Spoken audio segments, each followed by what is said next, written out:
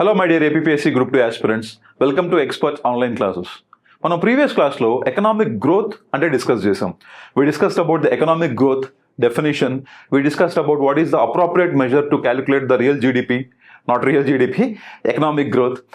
And we also discussed about the factors that affecting the economic growth of the country. ఇలాంటి topics అన్ని మనం క్లియర్గా discuss చేసాం, right, in the previous class. Now ఈ క్లాస్లో మనం will discuss about the economic growth. We'll discuss about economic growth, not economic growth. We're already done with it. Economic development. Okay. In this class, we are going to discuss about economic development. Economic development.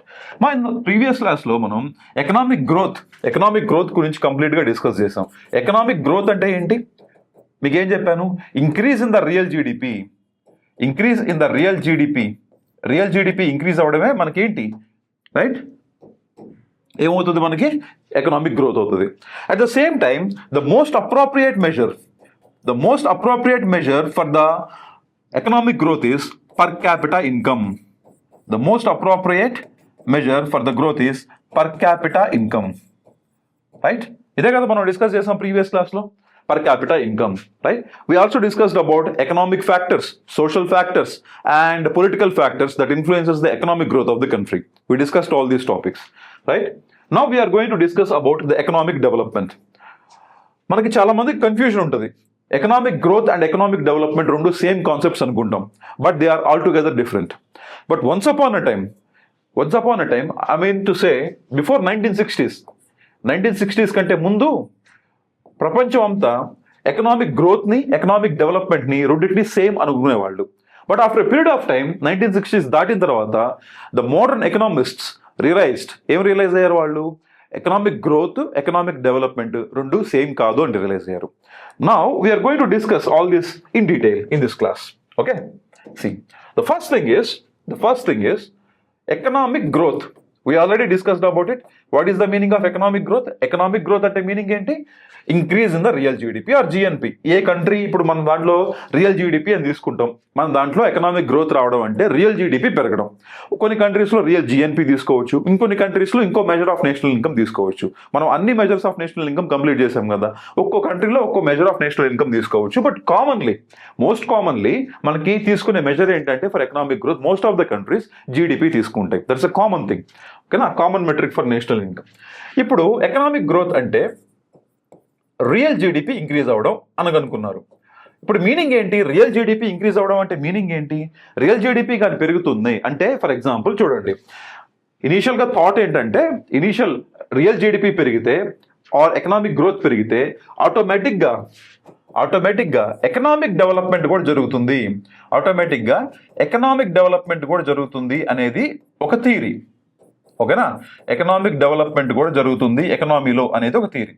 ఇక్కడ economic development అంటే సింపుల్గా economic development of human beings అంటే meaning ఏంటంటే బేసిక్గా standard of life of human being పెరగడం, ఓకేనా? Growth పెరగడం, economic growth అంటే రియల్ జీడిపి ఇంక్రీజ్ అవ్వడం. Or to put it very simply in a layman language, మన లేమన్ లాంగ్వేజెస్లో మాట్లాడుకుంటే ఎకనామిక్ గ్రోత్ పెరగడం అంటే జీడిపి పెరగడం సింపుల్గా. కానీ ఎకనామిక్ డెవలప్మెంట్ అంటే మీనింగ్ ఏంటంటే మనకి standard of life of an individual పెరగడం. స్టాండర్డ్ ఆఫ్ లైఫ్, ఒక ఇండివిజువల్ యొక్క స్టాండర్డ్ ఆఫ్ లైఫ్ కానీ పెరిగింది అనుకోండి, దాన్ని మనం ఏమంటామంటే ఎకనామిక్ డెవలప్మెంట్ అంటాం, ఓకేనా? స్టాండర్డ్ ఆఫ్ లైఫ్ అంటే మీనింగ్ ఏంటి? మా స్టాండర్డ్ ఆఫ్ లైఫ్లో, ఒక మనిషి స్టాండర్డ్ ఆఫ్ లైఫ్లో చాలా డైమెన్షన్స్ ఉంటాయి. సే ఫర్ ఎగ్జాంపుల్ క్లాతింగ్, వాడికి మంచి క్లాతింగ్ ఉందా? వాడికి హౌసింగ్ ఉందా లేదా? రైట్, మంచి క్లాతింగ్ ఉంది, మంచి హౌసింగ్ ఉందా లేదా? వాడికి సే ఫర్ ఎగ్జాంపుల్ మన ఇండియాలో పర్టికులర్గా పీపుల్కి మెటర్నల్ మోర్టాలిటీ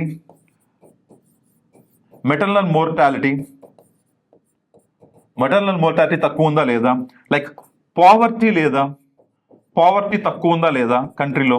ఆ పర్టికులర్ ఇండివిజువల్ పావర్టీలో లేకుండా ఉన్నాడా? అన్ఎంప్లాయ్మెంట్ లేకుండా ఉండడం, ఓకేనా?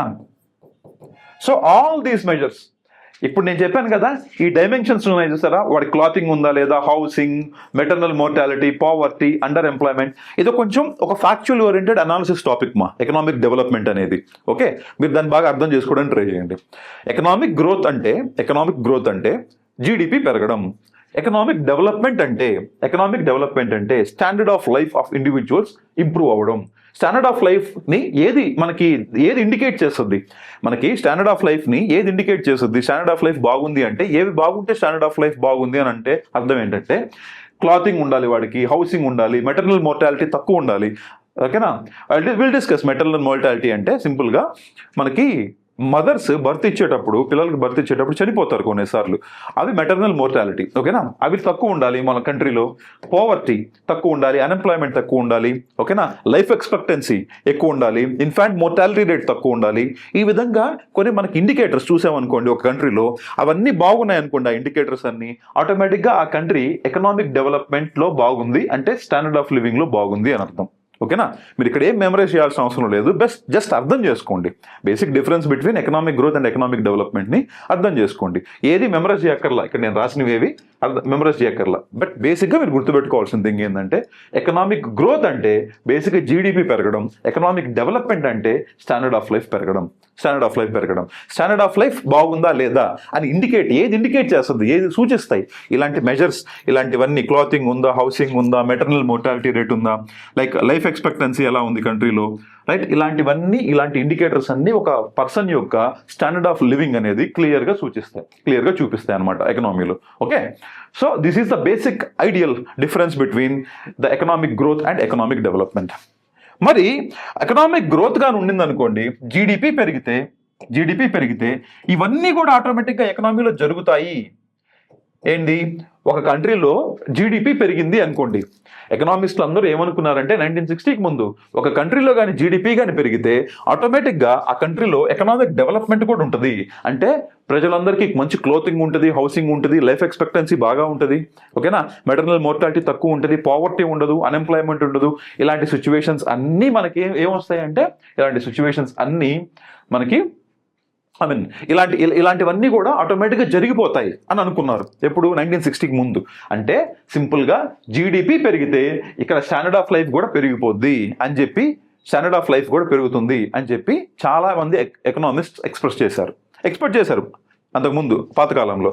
అయితే but over a period of time వీళ్ళందరూ రియలైజ్ అయింది ఏంటంటే, 1960 తర్వాత రియలైజ్ అయిందంటే, జీడిపి ఆఫ్ ఎ కంట్రీ పెరిగినప్పటికీ కూడా, national income of the country, GDP అంటే national income of a country పెరిగినప్పటికీ కూడా, కంట్రీస్ నేషనల్ ఇన్కమ్ పెరిగినా కూడా, ఇక్కడ గ్రౌండ్ లెవెల్లో employment, unemployment, maternal mortality rate, ఇలాంటి ఇండికేటర్స్ అన్నీ ఉన్నాయి కదా, స్టాండర్డ్ ఆఫ్ లైఫ్ ఇండికేట్ చేసే ఇండికేటర్స్ అన్నీ, ఇవన్నిట్లో ఇంప్రూవ్మెంట్ రావడం లేదు. అంటే ఎకనామిక్ గ్రోత్ పెరిగినప్పటికీ ఎకనామిక్ డెవలప్మెంట్ రావట్లేదు. సింపుల్గా ఎకనామిక్ డెవలప్మెంట్ రావట్లేదు అనమాట. ఓకేనా, ఇది మేజర్ రీజన్, ఇది ఐడెంటిఫై చేశారు.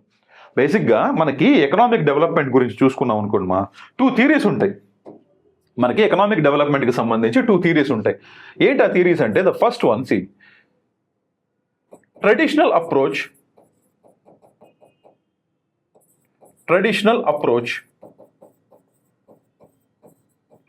Approach of economic development. ఇక్కడ ఈడీ అని రాస్తున్నాను నేను shortcut. It's the meaning ఏంటంటే ఎకనామిక్ డెవలప్మెంట్. ట్రెడిషనల్ అప్రోచ్లో economic development. Okay, economic development ఇప్పుడు 2 అప్రోచెస్ ఉంటాయి, modern approach and traditional approach అంటే పాతకాలం 1960స్కి ముందున్న ఒక అభిప్రాయం. మోడర్న్ అప్రోచ్ అంటే మీనింగ్ ఏంటంటే 1960s తర్వాత ఎకనామిస్టులు అందరూ రియలైజ్ అయిన విషయాన్ని మనకి మోడర్న్ అప్రోచ్ కింద తీసుకుందాం. To put it very simply, traditional approach అంటే ఒకప్పుడు ట్రెడిషనల్ అప్రోచ్లో ఎకనామిక్ డెవలప్మెంట్ అంటే ఏంటి అని ఎవరన్నా మనల్ని ఒక ఎకనామిస్ట్ని క్వశ్చన్ అడిగితే ఆయన ఏమన్నాడంటే, ఎకనామిస్ట్ అప్పుడు ఆ రోజుల్లో ఏమనేవాళ్ళంటే, ఇప్పుడు కంట్రీస్ నేషనల్ ఇన్కమ్ ఇంక్రీజ్ అయింది అనుకోండి, కంట్రీస్ నేషనల్ ఇన్కమ్ ఇంక్రీజ్ అయింది అంటే ఏంటి? సింపుల్గా జీడిపి ఇంక్రీజ్ అయింది.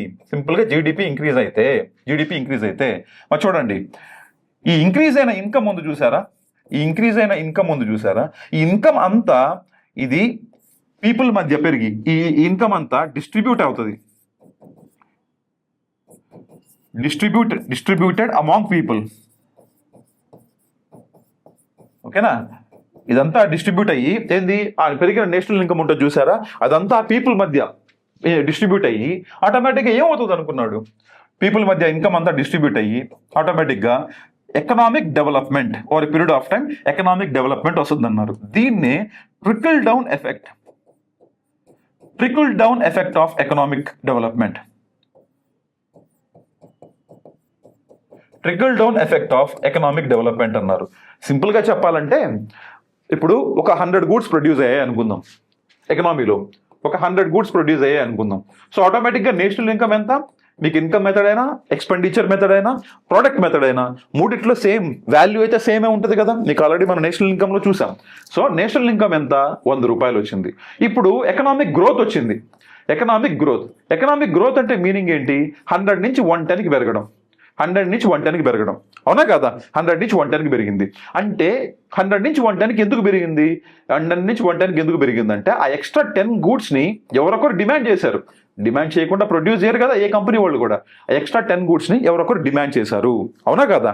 ఎక్స్ట్రా 10 గూడ్స్ డిమాండ్ చేయడం వల్ల ఎక్స్ట్రా 10 గూడ్స్ ప్రొడ్యూస్ అయినాయి. ఆ ప్లస్ ఆ 10 రూపీస్ అనే నేషనల్ ఇన్కమ్ అల్టిమేట్గా ఎవరికి డిస్ట్రిబ్యూట్ అయ్యి ఉన్నట్టు.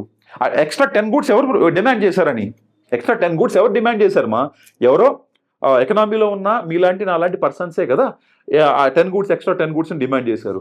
ఆ ఎక్స్ట్రా 10 గూడ్స్ని డిమాండ్ చేసిన ఎక్స్ట్రా 10 గూడ్స్ని ప్రొడ్యూస్ చేయడం కోసం ఒక ప్రైవేట్ వాడు ఒక కంపెనీ క్యాపిటల్ ఫార్మేషన్ చేసి దాంట్లో మళ్ళీ ఫర్దర్గా ఎంప్లాయ్మెంట్ కూడా ప్రొవైడ్ చేస్తాడు. అర్థమవుతుందా. ఒక్కసారి నాకు కానీ ఎంప్లాయ్మెంట్ వచ్చింది అనుకోండి, ఇప్పుడు సింపుల్ లాజిక్ ఏంటంటే బాగా అర్థం చేసుకోవడానికి ట్రై చేయండి. సింపుల్ లాజిక్ ఈ సింపుల్ లాజిక్ అర్థం చేసుకోండి. This is going to be very easy for you to understand.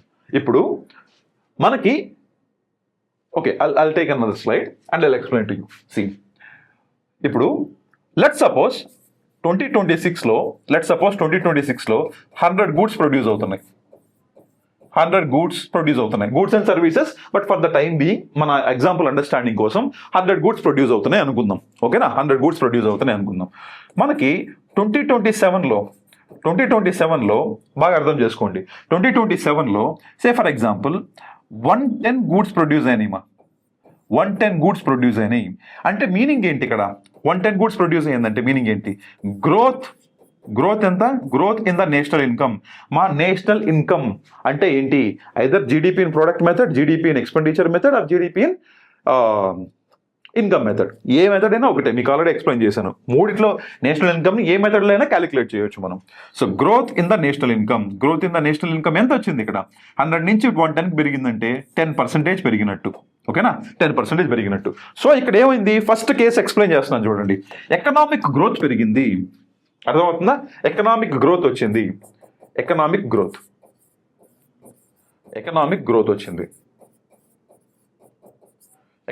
వచ్చింది. ఓకే, ఎకనామిక్ గ్రోత్ వచ్చింది అనమాట. కానీ బాగా అబ్జర్వ్ చేయండి, ఎకనామిక్ గ్రోత్ వచ్చింది. అయితే అబ్జర్వ్ చేయండి, ఇప్పుడు ఎకనామిక్ గ్రోత్లో 10% ఎకనామిక్ గ్రోత్ వచ్చిందంటే మీనింగ్ ఏంటి, 10 గూడ్స్ ఎక్స్ట్రా డిమాండ్ చేశారు. బాగా అర్థం చేసుకోండి. 2026లో 100 గూడ్స్ ప్రొడ్యూస్ అయినాయి, 2027లో 110 గూడ్స్ ప్రొడ్యూస్ అయినాయి. 100 నుంచి 110కి గూడ్స్ ప్రొడ్యూస్ అయ్యాయంటే నేషనల్ ఇన్కమ్ 10% పెరిగినట్టు, అంటే ఎకనామిక్ గ్రోత్ వచ్చినట్టు. అయితే ఇప్పుడు ఈ 10 గూడ్స్ ఉన్నాయి కదా, గుర్తుపెట్టుకోండి, ఎక్స్ట్రా 10 గూడ్స్ వచ్చాయి ఇక్కడ. ఈ ఎక్స్ట్రా 10 గూడ్స్ ప్రొడ్యూస్ చేయాలి కదా, ఎక్స్ట్రా 10 గూడ్స్ ఎవరో ప్రొడ్యూస్ చేయాలి కదా. అంతకుముందు 2026లో ప్రజలందరూ కలిపి 100 గూడ్స్ మాత్రమే కొన్నారు 100 గూడ్స్ అండ్ సర్వీసెస్. 2027లో 110 గూడ్స్ డిమాండ్ చేసి కొన్నారు. ఓకేనా, ఆ ఎక్స్ట్రా 10 గూడ్స్ని ప్రొడ్యూస్ చేయడానికి ఎవడొకటి ఏదో కొత్త ఫ్యాక్టరీ పెట్టి ఉండాలి, మిషనరీ ప్రొడక్షన్ పెంచి ఉండాలి, అవునా కాదా. అర్థమవుతుందా లేదా. లెట్స్ సే ఇక్కడ ఒక కంపెనీ ఉంది, మీకు అర్థం అవడం కోసం బాగా అర్థం చేసుకోండి. ఇక్కడ ఒక కంపెనీ ఉంది. ఈ కంపెనీ నుంచి ఫర్ ఎగ్జాంపుల్ 100 గూడ్స్ వస్తున్నాయి. ఈ కంపెనీ నుంచి 100 గూడ్స్ వస్తున్నాయి యాజ్ ఆఫ్ నౌ. ఆ 100 గూడ్స్ని పీపుల్ అందరూ కొంటున్నారు. యాజ్ ఇట్ ఈస్ జీడిపి సరిపోయింది 2026లో. కానీ 10 ఎక్స్ట్రా గూడ్స్ డిమాండ్ చేశారు. 10 ఎక్స్ట్రా గూడ్స్ డిమాండ్ చేస్తే ఆ 10 ఎక్స్ట్రా గూడ్స్ని ప్రొడ్యూస్ చేయడం కోసం ఈ కంపెనీలో ఒక ఎక్స్ట్రా మిషనరీ యాడ్ చేశాడు. ఆ కంపెనీ ఓనర్ ఏం చేశాడంటే ఆ కంపెనీలో ఇంకొక ఎక్స్ట్రా మిషనరీ పెట్టాడు. దేనికోసం పెట్టాడు? ఎక్స్ట్రా 10 గూడ్స్ ప్రొడ్యూస్ చేయడానికి. ఈ మార్కెట్లో కొత్తగా డిమాండ్ చేస్తున్న ఎక్స్ట్రా 10 గూడ్స్ ని ప్రొడ్యూస్ చేయడానికి వాడు ఒక మిషనరీ ఎస్టాబ్లిష్ చేశాడు. ఒక అర్థమవుతుంది కదా నేను చెప్పేది? ఒక మిషనరీ ఎస్టాబ్లిష్ చేశాడు. ఆ మిషనరీని ఆపరేట్ చేయడం కోసం, ఆ ఎక్స్ట్రా డిమాండ్ని బయటికి తీసుకురావడం కోసం ఆ కంపెనీ నుంచి, ఓకేనా, ఒక 4 జాబ్ ఇచ్చాడు. ఓకేనా, ఒక 4 వర్క్ చేయాలి కదా, ఎంప్లాయ్మెంట్ ఇచ్చాడు. 4 ఎంప్లాయ్మెంట్ ఇచ్చాడు. ఓకేనా, అప్పుడు ఈ 4 ఏమవుతుంది? శాలరీస్ పెరుగుతుంది. అంటే ఆటోమేటిక్ ఏమవుతుందని? ఇన్కమ్ పెరుగుతుంది. ఈ 4 శాలరీస్ పెరుగుతుంది, ఇన్కమ్ పెరుగుతుంది. ఇన్కమ్ పెరిగిందంటే ఆటోమేటిక్గా స్టాండర్డ్ ఆఫ్ లైఫ్ పెరుగుతుంది. స్టాండర్డ్ ఆఫ్ లైఫ్ పెరుగుతుంది. ఓకేనా, స్టాండర్డ్ ఆఫ్ లైఫ్ పెరుగుతుంది. బాగా అర్థం చేసుకోండి. స్టాండర్డ్ ఆఫ్ లైఫ్ పెరుగుతుంది అనమాట. అయితే గుర్తుపెట్టుకోండి, వీళ్ళ వరకు ఓకే. ఓకేనా, వీళ్ళ వరకు ఓకే. ఇది బేసిక్గా స్టాండర్డ్ ఆఫ్ లైఫ్ ఇన్కమ్ వస్తే స్టాండర్డ్ ఆఫ్ లైఫ్ పెరుగుతుంది అనేది ఇది ట్రెడిషనల్ అప్రోచ్. ఇప్పుడు అర్థమైందా మీకు? ఫస్ట్ ట్రెడిషనల్ అప్రోచ్ అర్థం చేసుకోండి. ఇది traditional approach of economic development. ఏమన్నాడు? ఎకనామిక్ గ్రోత్ గానుంటే ఆటోమేటిక్గా ఎకనామిక్ డెవలప్మెంట్ కూడా జరుగుతుంది. ఇక్కడ సింపుల్ ఎగ్జాంపుల్, ఎకనామిక్ గ్రోత్ ఈ విధంగా పెరిగింది, ఆ విధంగా ఎక్స్ట్రా డిమాండ్ చేసిన గూడ్స్ అండ్ సర్వీసెస్ని ప్రొడ్యూస్ చేయడానికి ఒక కంపెనీ ఓనరు మళ్ళీ ఎక్స్ట్రా మిషనరీ యాడ్ చేసుకొని ఎక్స్ట్రా ఎంప్లాయ్మెంట్ క్రియేట్ చేసి వాళ్ళకి ఇన్కమ్ వచ్చింది. ఆ ఇన్కమ్ తోటి వాళ్ళు ఏం చేశారు? వాళ్ళు స్టాండర్డ్ ఆఫ్ లైఫ్ పెంచుకున్నారు. ఆ స్టాండర్డ్ ఆఫ్ లైఫ్ పెరగడం అంటే ఆటోమేటిక్గా మీనింగ్ ఏంటి? Economic development. అర్థమవుతుందా? Economic development. క్లియర్, అర్థమైంది కదా? ఎకనామిక్ డెవలప్మెంట్ అంటారు దీన్ని. అయితే ఓకే సార్, అర్థమైంది, ట్రెడిషనల్ అప్రోచ్ అర్థమైంది. గూడ్స్ కానీ ఎక్కువ డిమాండ్ చేస్తే ఆ డిమాండ్ చేసిన ఎక్స్ట్రా గూడ్స్ని ప్రొడ్యూస్ చేయడానికి ఎవడొకడు కొత్త కంపెనీయో లేకపోతే కొత్త మిషనరీయో పెడతాడు. దాన్ని ఆపరేట్ చేయడం కోసం, దాంట్లో పని చేయడం కోసం కొత్తగా మనుషులు వస్తారు. వచ్చిన వాళ్ళకి ఇన్కమ్ వస్తుంది కాబట్టి స్టాండర్డ్ ఆఫ్ లివింగ్ పెరుగుతుంది. నేను అంతకుముందు ఏ జాబ్, ఒక 10,000 రూపీస్ శాలరీ, ఆ జాబ్ లేదనుకుందాం ఫర్ ఎగ్జాంపుల్ నాకు. అప్పుడు నేనేం చేస్తాను? ఎంతో కొంత ఇంట్లో ఇచ్చే అమౌంట్ తోటి, 10,000 తోటి ఏదో హాస్టల్లో ఉండడం, చాలా అంటే ఫర్ ఎగ్జాంపుల్ ఒక చిన్న ఇంట్లో ఉన్నాను అనుకోండి, చిన్న ఇల్లు, తక్కువ ఫుడ్, లో క్వాలిటీ ఫుడ్, ఇలాగా మన స్టాండర్డ్ ఆఫ్ లైఫ్ ఉంటుంది. అదే మీకు కానీ ఇన్కమ్ వచ్చింది అనుకోండి, ఈ విధంగా జరిగి ఒక ఇన్కమ్ వచ్చింది అనుకోండి, you're going to be living in a better house, better మంచి హెల్త్ ఇవ్వచ్చు మీ పిల్లలకి, వీళ్ళకి మంచి ఎడ్యుకేషన్ ఇవ్వచ్చు, రైట్? మీరు పావర్టీలో నుంచి బయటకు వస్తారు. All these are indicators of economic development. ఇవన్నీ దేనికి సంబంధించినవి? ఎకనామిక్ డెవలప్మెంట్కి సంబంధించినవి.